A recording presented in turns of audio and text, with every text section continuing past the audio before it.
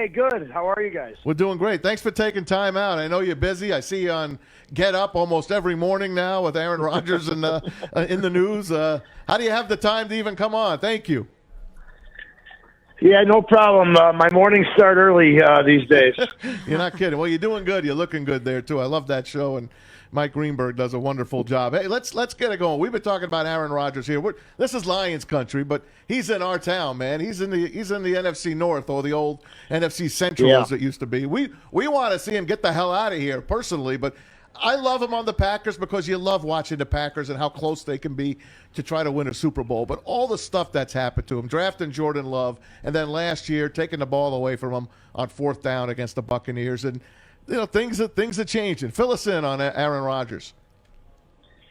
Yeah, I mean it's been a long year in his life and in those who have been around him, in the sense that, here he was a little bit more than a year ago, coming off the first season with a new coach and a lot of promise, and then they go ahead and draft the quarterback, Jordan Love. But then you think, well, okay, maybe it's going to light a fire under him, and it certainly did. He went out and had, I think, his best year last year, won the MVP, and, they're back in the NFC Championship game. And, look, they didn't lose that NFC Championship game because they didn't have another weapon.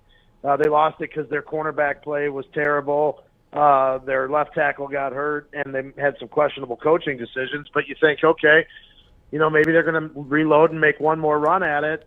And that looked like the way it was headed until Rodgers had basically decided he's had enough. And when he decides he's had enough, their world is on hold. And right now, so is his, as they try to work through this. I don't see a work through, to be honest with you. I don't see how he walks this back and just says, yeah, you know what, I was just kidding, I'm back to go again. I don't see how that happens. Unless they get Julio Jones, of course, right? Yeah, because they have such a long history of trading for receivers or signing guys in free agency. Of course, right? Of course. That's our NFL dreams. I mean, we talk out of both sides of our mouths as NFL fans. Rob, he's absolutely lying. The last thing that anybody in Detroit wants to see is Julio Jones go to Green Bay and Aaron Rodgers stay there. Right. No. Get them all out. Yeah. And Chicago and Minnesota feel the same way, of course. I'm sure. Thank you. Rob, what does it say to the fact that not only Aaron Rodgers did not report to OTAs, but 5 of the top receivers did not report also? Does this... It's like the Teamsters. Right, exactly. This is almost seems like a little bit more than a coincidence. I've been through playing in NHL. I've been through a couple lockouts and stuff like this, but Aaron Rodgers is a special person. The one thing, and you know him from covering him more than anything, is that I don't know if stubborn is the word, or stubborn but calculated in his decisions. To me, this impresses more on what the Packers don't have or aren't ready for, and Jordan Love's not ready, and Aaron Rodgers knows that. Does this play into it at all? Yeah. And what about the receivers not showing up to OTAs? Yeah, and I don't care what sport it is, whether it's hockey, or the NFL. Locker room's a locker room, right? I mean, like that's a sacred place for players, and the connections that are made in there, as you know, are strong bonds. And to me, the fact that his 5 top receivers didn't hear that's way too much of a coincidence. I asked Matt LaFleur if he thought that was a concerted effort on those guys to sort of make a statement backing their quarterback, and he obviously just kind of played it off like he wasn't sure. But I don't see what else it could be. So to me, that was an interesting statement and development, because I really did wonder if at some point, and maybe it still could happen, if players in the locker room will turn on him in the sense that, hey, we're here working out, we're doing all the off-season stuff. A bunch of us restructured our contracts. They had 7 guys restructure their contracts this off-season to try to keep this team together and make another run. At some point, will they turn on him and basically say, hey, we did our part, now you're leaving us out to dry? It does not appear that is the case right now. I'm not sure if you ever encountered anything like that in your career, but it hasn't happened yet, and right now it looks like the guys in the locker room are definitely behind him. Well, I think you bring up a great point, Rob. We're talking to Rob Demovsky from First Nation, the Packers reporter since 1997, so he knows. But you brought up a good point about this. It hasn't come out of nowhere, and the fact that it used to be I played under Scotty Bowman, but the fact is you might not agree with them, and all of us didn't at the same time, but we knew we were playing for championships. And I think that when Aaron Rodgers came out, and you said it yesterday, I watched what you said, it's more of what he didn't say to what he did say, and how much is this a power struggle between Mark Murphy, the president? Is it him and the culture, or is it Brian Gutekunst, the GM, because he's not getting what they want? Yeah, I think, Aaron, I think it's him and the GM really, ultimately is what it comes down to. And it's interesting that you say that about Scotty Bowman, who, obviously everybody's familiar with. I always wondered, how a player, when a player thinks maybe he's the smartest guy in the room, which I think Rodgers typically does, how does that work with a strong personality as a head coach? We all have bosses, right? And I'm not so sure that Rodgers has always respected the employee-boss relationship, and now is he entitled to that approach? Maybe, but there are still bosses, and you are still the highly paid employee. So, but look, I think it all comes down to, if they had drafted anybody other than a quarterback, I don't think we're in this situation right now. And because they did it, and because they didn't tell him that this is what they're doing. I mean, all it probably would have taken was a phone call that said, "Hey, look, we're going to draft this guy. We believe in you, but, we've also got to look out for the future. And, who knows what could happen. You're 37 years old." I think we wouldn't be right here where we are today if they had done either one of those two things. Rob, I feel that that's something that, a lot of quarterbacks feel, that they just want a little bit more involvement in decisions going forward. We saw that with Russell Wilson. But do you think that what Aaron Rodgers has done and how he's handled his unhappiness with the organization has kind of set off a ripple effect to other elite players in the league? Now we're seeing Julio Jones vocalizing how unhappy he is. It's a great point. I guess I would say this, that to me, it's maybe the NFL catching up with other sports, the NBA in particular, where maybe the superstars can dictate, things a little bit more strongly than guys in the NFL have traditionally in the past.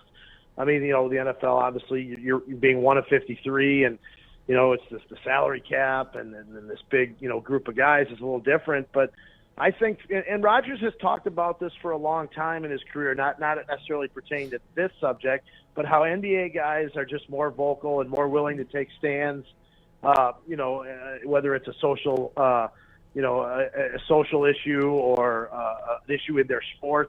And he's often said, why aren't football players more vocal about things like that? And I think maybe it's just that some of these guys have taken their cue from, guys like LeBron or whoever in these other sports. So they're just such strong personalities, and, have sort of paved the way for this. And I don't necessarily think that's a bad thing. These guys, they've done things. Look, I guarantee you, when Aaron Rodgers drives by Lambeau Field, he looks at all the renovations that they've done and all the stuff that's built around it, and probably feels like, hey, if it wasn't for me, they wouldn't have all this stuff. These Brett Favre, same way. They don't renovate Lambeau Field $400 million in the late 90s, early 2000s. If not for Brett Favre. So I can see why these guys feel like they deserve more. It would be very interesting to see if the league was to allow players to be a little bit more vocal in what they believe in, what makes them happy, what makes them unhappy, because I feel the last person that tried to be very vocal about it was Kaepernick, and look what happened. Kaepernick, yeah. Yeah, you're right. It's a dangerous slope. It shouldn't be, but it's a tough situation for those guys to be in. But you're 100% right about that. Rob Demovsky joins us, longtime Packers reporter for ESPN. Sidebar here. I wanted to ask you about the Shannon Sharp and Julio Jones. Do you think, first of all, was it set up between the two of them so Julio can get it out and say, look, I'm not going to be in Atlanta anymore? Do you think anyone should be in trouble? Where do you think this shit show goes? It's a great question, Tom. I don't know what journalistically, you can't trick people into saying things on the record. But, it's different. You're an ex-player. I mean, it's different. You're maybe not bound by the same journalistic. It's a Hall of standards. Famer. It was a good one. I don't know. I mean, I'll take it for what it looked like on the surface, and that was a guy who didn't know he was going to be on television. So really interesting. Like what a world that we're in now in the media, where things like that can happen on live television or radio or whatever the case may be. But I would love to know the truth and what Julio thought he was doing or who he was talking to at that point. But it certainly was compelling television. Not kidding. Yeah. One of the things I wanted to ask you, Rob, another quarterback, Deshaun Watson, it's come out that he won't be deposed to 2021. Is the NFL going to make a decision? Is the almighty Roger Goodell going to say something upon this and affect Watson playing this year, do you think? That's a great question. We've seen precedent before where guys have been suspended or cleared even before the legal process continues. So I guess it's not out of the question. This one obviously being a much larger scale than some of the smaller things in the past. It's an incredibly tough call. But one thing I think we know is Watson's never playing in Houston again. I remember before all the allegations came against him, any wrongdoing was that he was accused of. Somebody asked me, would you trade Rodgers for Watson? And I said, sure, in a heartbeat. Why not trade a guy who's going to give you 10 or 12 more years? But obviously that anybody who trades for him has got to be assured that he's going to be able to play. And at this point, we just don't know. Well, that takes out my last question for you, Rob, is if Aaron Rodgers will not, and I don't think he's returning to Green Bay, where do you think he will end up? Well, here's the thing. I agree. My gut is that he doesn't play here again, but here's what I don't know. Do they trade him, or do they just say, you know what, fine, you don't want to play here, you're not playing anywhere, and oh, by the way, you owe us like $28 million in signing bonus money that you didn't fulfill from your contract. So that's the part of it I don't know. Like, and if you're the GM and the president, what do you do? Do you trade him and try to get as much for him, or do you just make him sit out and that's that? So there's obviously three options: that he returns, he's traded, or he sits out. I don't think he returns. I just don't know what the other two. What about options firing the GM?